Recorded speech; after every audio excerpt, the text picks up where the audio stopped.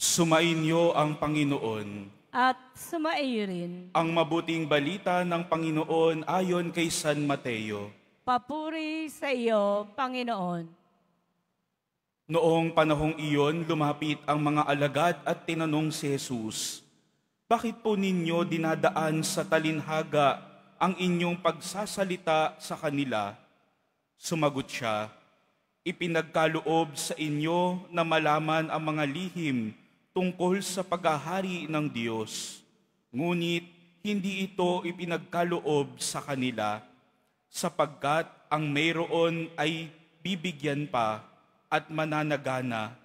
Ngunit ang wala, kahit ang kakaunting nasa kanya ay kukunin pa. Nagsasalita ako sa kanila sa pamamagitan ng talinhaga, sapagkat tumitingin sila, ngunit hindi nakikita, at nakikinig, ngunit hindi naririnig, ni nakauunawa.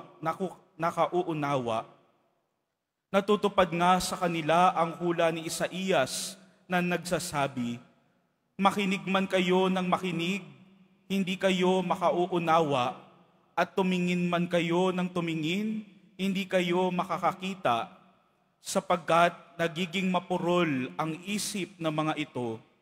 Mahirap makarinig ang kanilang mga tainga, at ipinikit nila ang kanilang mga mata.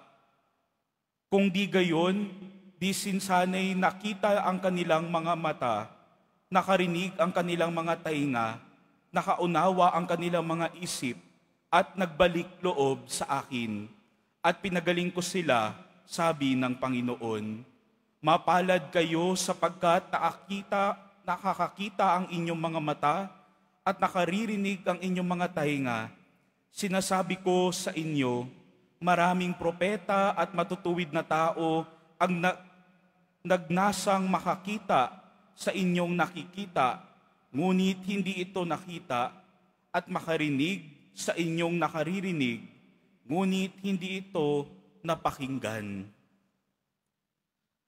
Ang mabuting balita ng Panginoon. Ong Hesukristo,